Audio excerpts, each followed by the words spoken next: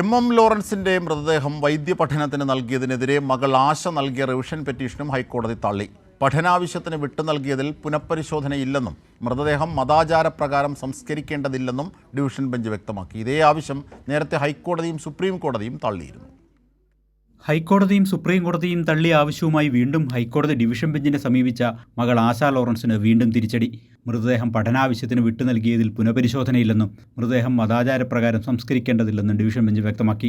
പുതിയ തെളിവുകളെന്ന പേരിൽ ആശ സമർപ്പിച്ച രേഖകളൊന്നും കോടതി അംഗീകരിച്ചില്ല. കേരള അനാട്ടമി ആക്ട് പ്രകാരം മതിയായ നടപടികൾ പൂർത്തീകരിച്ചുകൊണ്ടാണ് മൃതദേഹം വൈദ്യപഠനത്തിന് കൈമാറാൻ മകൻ സജീവൻ തീരുമാനിച്ചതെന്ന് കൃത്യമായ കാരണങ്ങളോടെ കോടതി കണ്ടെത്തുകയായിരുന്നു. മരണസമയത്ത് ആരുടെ ഒപ്പമായിരുന്നോ ഉണ്ടായിരുന്നത് ആ വ്യക്തിയോട് തൻ്റെ മൃതദേഹം വൈദ്യപഠനത്തിന് കൈമാറാൻ രേഖാമൂലമോ വാക്കാലോ അറിയിച്ചിട്ടുണ്ടെങ്കിൽ അത് കണക്കിലെടുക്കണമെന്നാണ് നിയമം.